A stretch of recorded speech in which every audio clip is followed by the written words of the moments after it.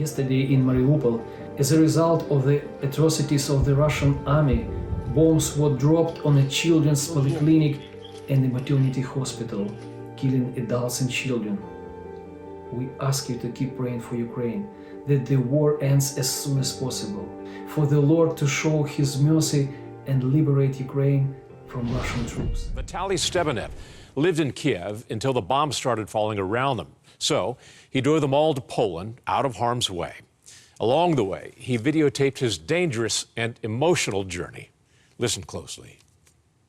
This night we went to bed with understanding that at 1 a.m. war would start. Praise God, nothing happened this night, but we don't know what will be soon because still the situation is very difficult.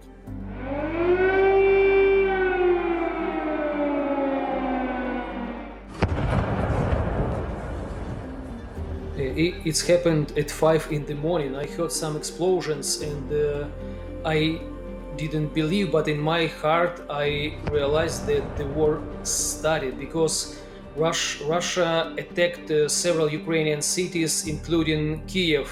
One bomb came maybe a couple months from our house, but it didn't explode. It's like in a dark dream. We cannot believe that it is happening. When it was the second day of bombing Kiev by Russians, I got a message that in an hour Kiev would be surrounded by Russian tanks. I looked at my wife and daughter and felt in my heart that I needed to evacuate them from the city. We jumped into the car, I kissed my wife and daughter, said goodbye to them, not knowing if I meet them again. As a man, I couldn't leave the country because of war.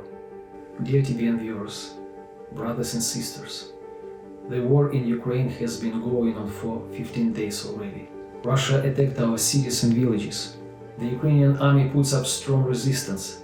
Russia planned to capture Kyiv and other important cities in the south and east of Ukraine in 3 days, but it didn't happen. The Russian army suffers heavy losses. Putin failed to quickly capture Ukraine and he began to bomb the civilian population of Ukraine. In cities where there are fights and bombings, a humanitarian catastrophe begins. Yesterday in Mariupol, as a result of the atrocities of the Russian army, bombs were dropped on a children's polyclinic and a maternity hospital, killing adults and children. We ask you to keep praying for Ukraine, that the war ends as soon as possible, for the Lord to show His mercy and liberate Ukraine from Russian troops.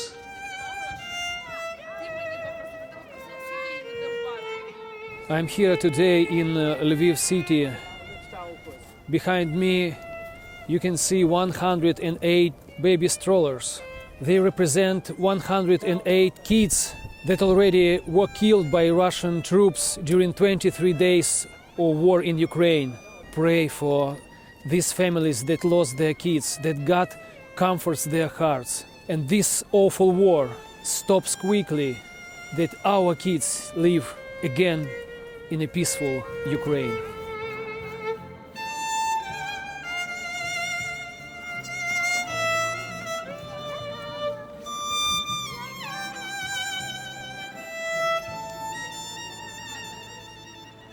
Dear friends, we were driving from Lviv city today and met wonderful old babushka, grandmother Stefania. She is 90 years old. We decided to give a ride for her because she was walking several miles to pray today for Ukraine at this wonderful church. This old babushka Stefania says that she remembers World War II when she was a little girl, and it was very difficult time, and she is very sorry that now at her age of 90 years old she lives and sees new war here in Ukraine. I'm going to Kiev today, to my home, to take some important documents. There is a small window that I can go through and come to the city. I have special feelings that there will be nobody, no family. Just visiting our house, looking that there is nobody. Where she was seated at her desk, where she was sleeping, drawing her last picture. What it was. And look at this. She used it for her hair during ballet classes. For me, it is more important than our house or something material that we had in our life. I found this word. It means Papa. She made it by her hands. You can see a little bit of history of our family. We put our trust in God. And one day I will meet my family. I will meet my daughter, my wife. There will be peace in Ukraine. And everything will be fine. Thank you for your prayers and for your support to Ukrainian families, and for our family too.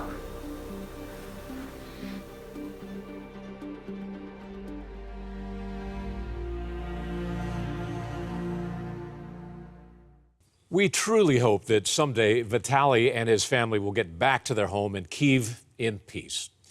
But for every Vitaly, there are millions more making the journey to safety, and hundreds of thousands of others across Europe who are ready to help out.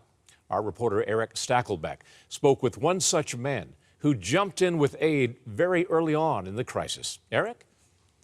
Thanks, Doug. Over 3.5 million refugees have fled Ukraine since Russia's invasion began a little over a month ago. At least 2 million of those refugees have made their way to Poland.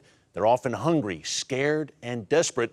And one organization called From the Depths is stepping into the gap and lending them a helping hand and much more. We're joined now by the founder and executive director of From the Depths, Johnny Daniels. Johnny, welcome. You're joining us now from Poland. You're doing great work helping millions, literally, of Ukrainian refugees flooding into Poland.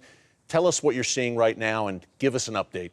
Well, thank you for having me. Honestly, what we're seeing at the moment is one of the greatest human tragedies that I think our generation has ever seen.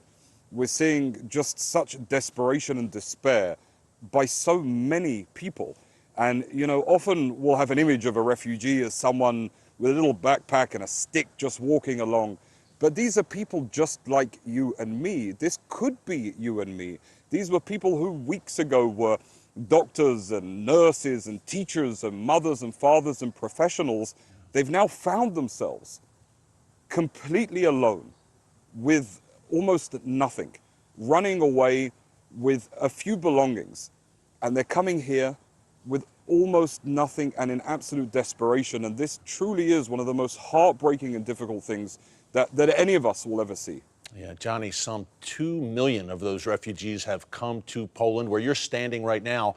Sometimes people hear that number and they say, wow, that's a lot of people. But these are people with each an individual story. Can you share some of the stories you've been hearing in your time on the ground there? Well, I mean, that's exactly the point, right? That every single person is an individual, and every single person is coming from somewhere else and coming with a different baggage and history and story of themselves. I mean, honestly, the stories are never ending. Just yesterday, we were supporting a 93-year-old Holocaust survivor, a man who at the age of 11 years old with the German Nazi invasion into Ukraine in 1941, found himself at a train station with his family, ready to escape. 81 years ago, his mother, father, and 3 sisters somehow got lost from him, and he found himself completely alone. This young boy then managed, with the help of strangers, to get his way into the forest where he hid for the Holocaust. And then, 81 years later, he arrives in Warsaw. He arrived literally in his pajamas, a pair of slippers, a dustbin bag full of tins of food, and a few documents. I sat with him and I spoke to him and I listened to him and I heard his story, and he broke down and told me what he'd been through. And he said, I never thought I'd be doing this again. I never thought I'd be alone running and having to hide again. And it was just heartbreaking. And in this situation, we were able to step up and help and support him. We went and bought him shoes and clothing and a bag and the ability to potentially live. And we took him to a hotel and took care of him. And from there, thank God, he went to Israel. But there are so many cases like this, mothers with small children. And the turmoil of these families as well is what we're seeing. Just behind me over here is one of the refugee centers of the Jewish Agency that we're as a foundation supporting. And inside, I came with a group of doctors to check the people and to talk to them and to hear their stories and make sure they were doing okay.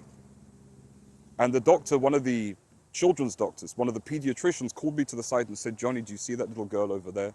A 9-year-old girl." He said, "Listen." And I wasn't really paying attention, and I could hear her making muffled noises. And I went closer, and I hear her making animal noises. And he told me, "Johnny, she's not spoken since she crossed the border. All she's making is animal noises." So the doctor sat with her psychologists, and after a few days, she eventually started speaking again. The trauma is immense. It's absolutely immense. Each one of these individual stories completely breaks your heart. And we're trying to do everything that we can to possibly help them. And you have to understand that it's not, people think, well, you just take your phone and pay, or you've got a bit of cash in your pocket. The problem is Ukrainian money, no one wants to change it. Banks have stopped working in Ukraine. So they're really here with just the clothes on their back and no way to support themselves, no way to pay for anything, no way to take care, no way to eat or get a fresh pair of clothing or have a shower. The most basic needs that all of us are so used to. All of this is gone. All of this was taken from them. And this is really where all of us have to step up as humanity to make sure that people are treated with the respect that they deserve as human beings and that we take care of them together. Yeah, Johnny, I think you make a key point there. Both you and I have children. Many of the refugees coming to Poland are children with just their mothers because there is a rule right now in Ukraine. If you're an able-bodied man between the ages of 18 and 60, you must stay behind in Ukraine and defend your homeland. You have to fight. So you're seeing case after case, I would assume, of women and children coming to Poland without a father, alone. Yeah, and it's not just without a father, but, and this has been remarkable for me as a father. Honestly, the mothers are just amazing. Mothers crossing a border, they don't have space if they're able to get on a bus for really anything, even for a pushchair. We've met mothers with the most tremendous back pains because they've been carrying their babies for days, walking across a border, escaping their homes. So we went out and bought them pushchairs to help, to alleviate at least this pain and worry. Diapers, all of these things, and these mothers are just remarkable. They're standing strong, and they're there for their children and making sure that they stand straight. And this is also something that you don't really think about. But really, you don't see any men. The men are behind, and they're standing, and they're fighting. But it's even more than that. And this is a true testimony for the people of Ukraine. There were a lot of Ukrainians working in places like Poland beforehand, in all different jobs. But many were, for example, drivers of minicabs. Now it's almost impossible to get a minicab in Warsaw, in Poland, because all the drivers, all the men have gone back to Ukraine to fight, which is something really says a lot about these people. Yeah. And it's something that we're seeing here, again, is a huge amount of women and children and the elderly. Johnny, last question. You're joining us. You're kind enough to join us in the cold in Poland late at night. Your organization, From the Depths, does a lot to create awareness about the Holocaust. Now you're in the midst of the largest refugee crisis to hit the world since World War II. Why do you do what you do, and why do you have such a stake, a personal stake, in what's happening right now in Ukraine and in helping these refugees in Poland? I think first and foremost, all of us have a stake in this. We're all human beings. We all must take care of each other. We were all made in the image of God. Every single one of us must stand in a time like this to help others. On a personal level, it means a huge amount to me. My family escaped actually Poland themselves when the German Nazis invaded. My family were refugees ourselves. So for me to be able to give back to these people, and as a Jew, the incredible thing is today we have somewhere to go.